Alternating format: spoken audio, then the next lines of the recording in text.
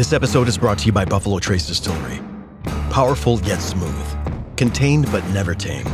Proudly going their own way, but never going alone. This is the spirit inside Buffalo Trace Bourbon. Made at Buffalo Trace Distillery, the world's most award-winning distillery. Buffalo Trace is always perfectly untamed. Distilled, aged, and bottled by Buffalo Trace Distillery, Franklin County, Kentucky. 90 proof, 45% alcohol by volume. Learn more at buffalotracedistillery.com. Please drink responsibly. This episode is brought to you by LifeLock. When you visit the doctor, you probably hand over your insurance, your ID, and contact details. It's just one of the many places that has your personal info. And if any of them accidentally expose it, you could be at risk for identity theft. LifeLock monitors millions of data points a second. If you become a victim, they'll fix it, guaranteed, or your money back. Save up to 40% your first year at lifelock.com/podcast. Terms apply. Welcome to the Sportsman's Voice Roundup, your weekly look at conservation and sporting community news happening across the nation and on the Hill. Thanks for tuning in. This is the TSV Roundup. Welcome back, ladies and gentlemen. It is Wednesday, and that means it is time for your weekly news roundup in conservation and sporting news from around the nation. This is the Sportsman's Voice Roundup for the week of August 18th, 2025. I'd like to thank our support and sponsors for this week: Bass Pro Shops, Richard Childress Racing, and the Kinetic Group. Thank you all for your support. Before we get into the headlines, our Pop for Conservation raffle. Yes, second year has returned. So this is your opportunity to go to popforconservation.com, popforconservation.com. That's P-O-P, the number 4, conservation.com. 75,000 tickets available, over $140,000 in prizes that include the opportunities at trucks, side-by-side, hunts, firearms, gear, optics, all sorts of cool stuff. Head to the website, pop, the number 4, conservation.com, popforconservation.com. Jump in there today with limited entries available. This week, big news. We're recapping the breaking news from last Wednesday with the establishment of the black bear season in Florida. That's our lead story. Western state budgets concern leave some fish and wildlife agencies with some shortfalls. We're welcoming the Delaware governor to the governor's Sportsmen's Caucus. Deer camp and pheasant hunts, new opportunities for sportsmen and women in the Great Plains. And then we round it out with a supported initiative in prescribed fire in the Daniel Boone National Forest. All that and more. Let us jump into the good news out of Florida. If you remember, if you tuned in last week, we did have our assistant manager in the Southeast, Mark Lance, who led the charge on this here. And we discussed this, acknowledging that likely after we dropped this episode in quick order later that afternoon, we would have heard something. And indeed we did. So we did add that breaking news to last week's show. And where we're at is we have a black bear hunt for the first time in a decade. The commission there voted unanimously to reinstitute that hunt. So some details on this. It's the limited hunt is taking place in 4 bear hunting zones within 4 of the 7 bear management units across Florida. The highly regulated season will take place from December 6th to December 28th of 2025, where 187 total tags will be issued through a lottery system in advance of the season. Individuals can buy as many $5 entries as they want, and a successful resident applicant will be charged $100 for their tag, while successful non-resident applicants will be charged $300 for their tag. All methods of take currently legal for white-tailed deer will be allowed for black bears. This also includes the use of game feeder stations as well as the use of hounds. However, hound hunting will not be allowed until the 2027 season, allowing sportsmen and women ample opportunity to train their dogs to pursue black bears. So yeah, it's great news. Great news all around with that. And I think we covered this on the show last week in the breaking news, and I just hit on the point again. In a day and age where there are constant attacks on wildlife management, specifically when it comes to the more charismatic predators in bears and lions, cats, and all that. That seem to be the easy, low hanging fruit for emotional opposition to sink their claws into the minds of legislators, policymakers, at all that can affect this and forego the science backed management from the agency professionals. Um, this is a resounding triumphant win. Again, harkening back to this past election cycle in Colorado and different attempts over the last few years of really going after these kind of hunts, these species that I just outlined. So it's for sure a step in the right direction, and you like to see this continue as we move into the 2026 legislative session. Yes, we are planning that already and have been, so no breaks. And anticipating similar attacks, similar displeasure from an emotional constituency that just absolutely hates what we do, how wildlife is managed, even though it's got a outstanding track record. Look, can't please everybody, but the science and the numbers don't lie. The results are there. Plenty of great examples from wild turkey to Rocky Mountain elk to white-tailed deer everywhere to the point where it's a problem in a lot of places. So, um, last year Louisiana, now we got Florida, plenty of healthy black bear populations. So it works, like it or not. It works, and it will continue to work and continue to be the envy of the entire planet the way we do it here in North America. So, congratulations to Florida residents there and the folks that are gonna be able to be traveling hunters down there for Florida black bear for the first time in a decade. That's really awesome stuff. Let us head down to Delaware, where we welcome Governor Matt Meyer, who officially became the 27th active member of the Governor's Sportsmen's Caucus. As part of the GSC, Governor Meyer is now a member of a bipartisan network designed to further protect and advance our time honored traditions. Since 2009, Congressional Sportsmen's Foundation has worked with the GSC members as a final line of defense in support of our rights as hunters, anglers, trappers, and recreational shooters. In July, like we said, the governor became the 27th active member of the GSC, created in 2009 as the final defense.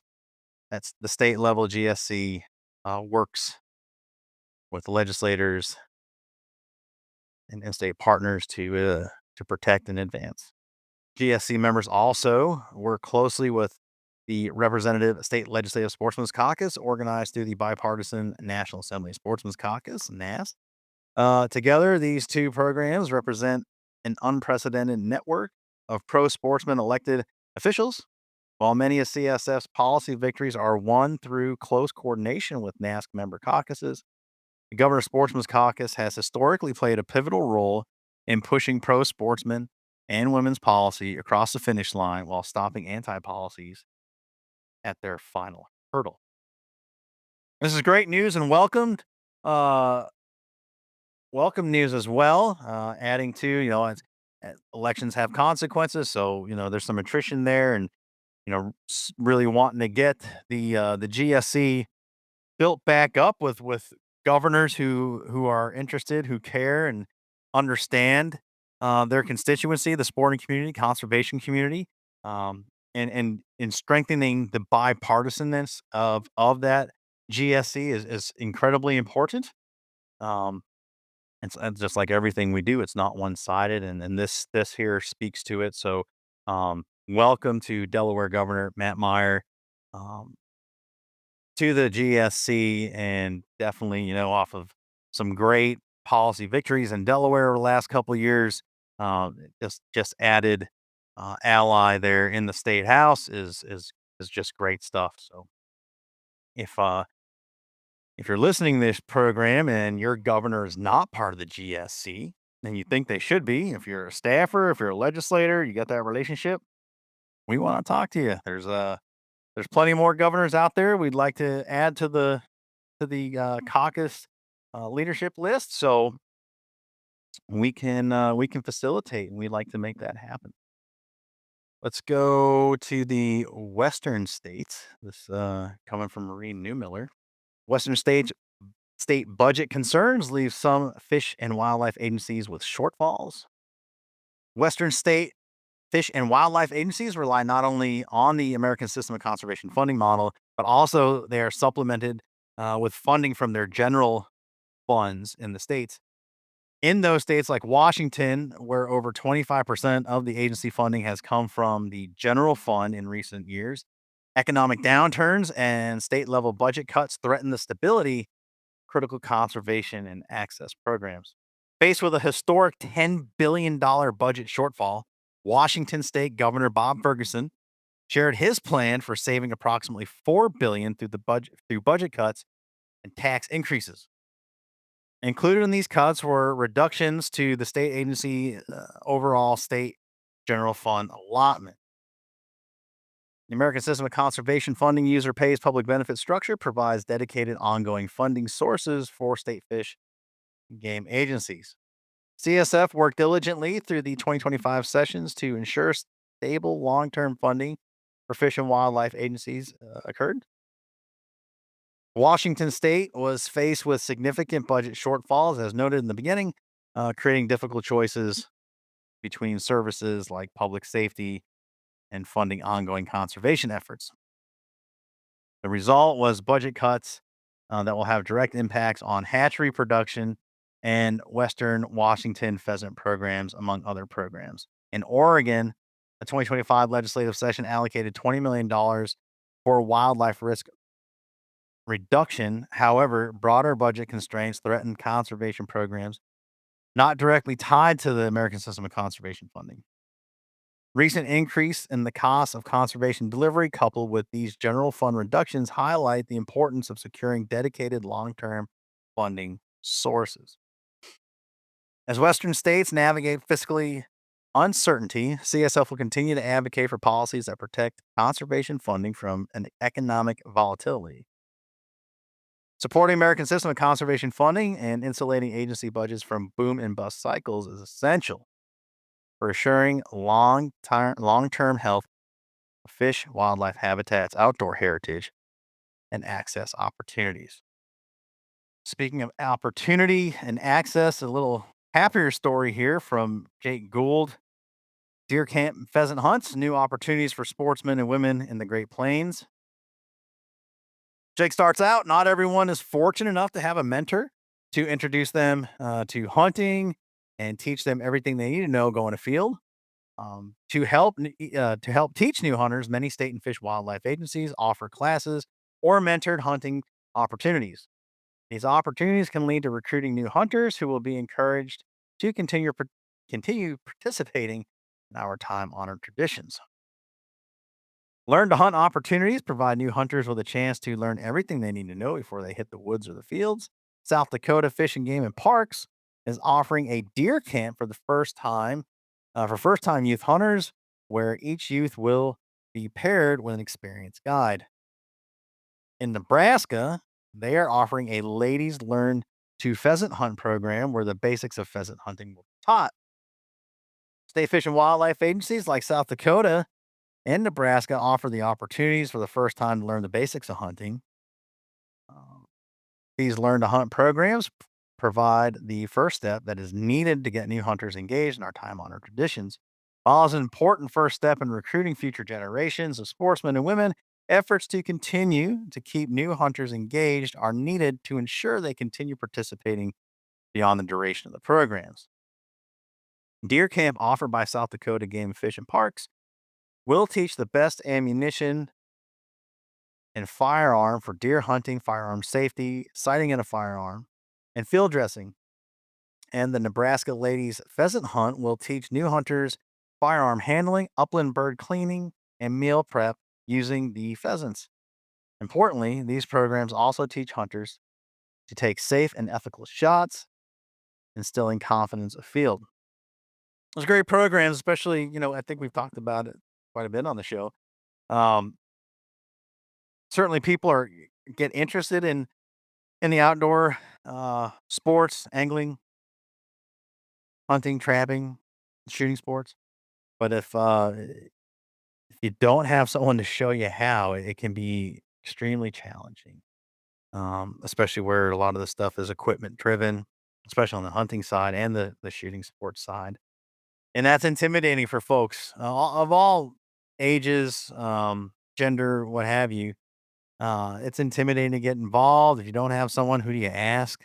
So the fact that the agencies are able to deliver opportunities like this is huge. It's huge for our community. Get more folks involved. Going back to the last article, I mean, you got places in the West that are having these budget shortfalls and they're having to cut programs because they rely on those general funds. There's not enough of those American System of Conservation Funding dollars getting matched between the license sales. So, we've acknowledged the very small, loud, vocal minority that kind of comes out against R3 programs and recruiting. Why do we need more hunters? Well, right here, man. Here's why I need more hunters. And again, it's not a money grab. Let's just keep what we got going. And these programs like this are a great conduit to that. And as Jake highlighted, part of that challenge as well, not even getting them through the program, but the continuity through and keeping them and being able to help them. Certainly being confident and being able to go afield and pursue is a good building block, but helping people get to some equipment or get to a mentor in their neighborhood, their area. All these are important steps for that continuity, but these are great first steps, great opportunities, some outstanding learning, and you know, plenty of that out and around. Just check your local fish and game DNR, whatever you guys are calling it, in your neighborhood website. I'm certain they've got something to offer, which is just awesome.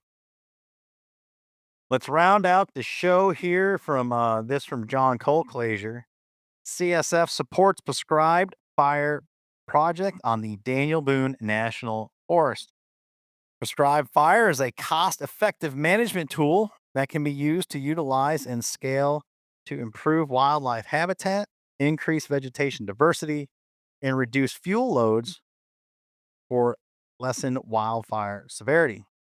Over time, fire suppression and reduced burning in fire adapted communities on the Daniel Boone National Forest has allowed leaf litter to accumulate on the forest floor, limiting oak and yellow pine regeneration and contributing to messification of the forest where species composition changes to shade tolerant species instead of oaks. Public support for increasing the use of prescribed fire is important to promoting oak regeneration and restoring forest health. On August 15th, CSF submitted a letter in support of the Cumberland District Prescribed Fire Project on the Daniel Boone National Forest in Kentucky. Cumberland District Prescribed Fire Project would improve wildlife habitat and timber stand conditions on public lands important to sportsmen and women.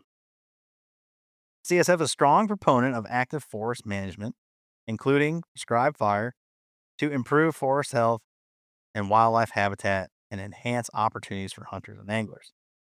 White oak species, which are critical for both wildlife and the wood products and bourbon industries, are in decline across the eastern United States. Increasing the use of prescribed fire in conjunction with timber management practices that open the canopy reduces competition and increases sunlight availability to support oak regeneration.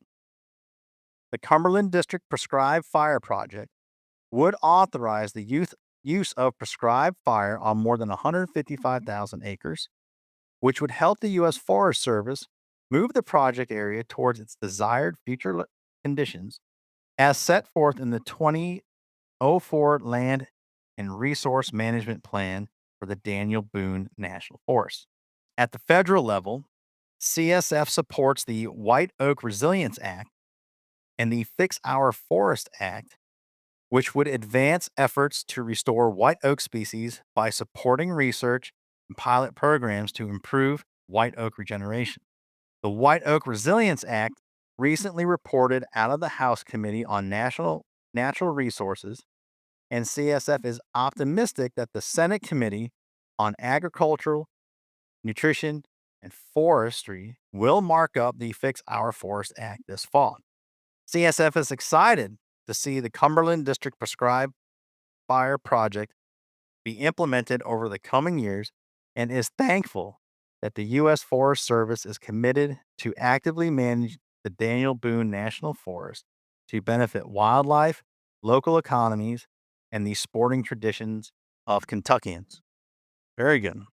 Certainly a contentious and controversial topic in some places, prescribed fire.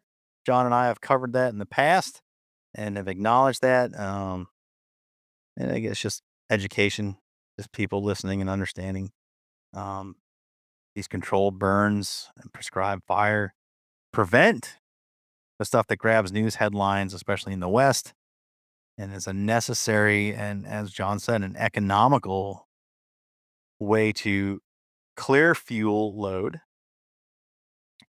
to remove that stuff from setting up, essentially waiting tinder boxes, while at the same time allowing for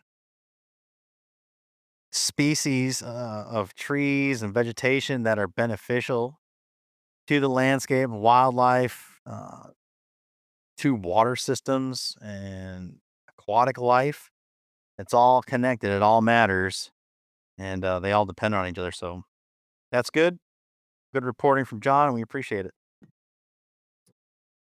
We'll close it up here. Short show. Some good news. Some concerning news, but not a bad week. We appreciate you all tuning in and thank you.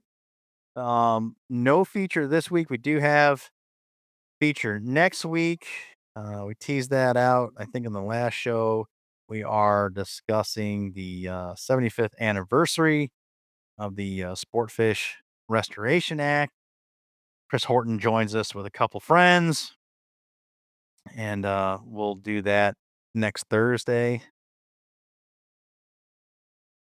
I take that back. That's this Thursday. So tune in this Thursday.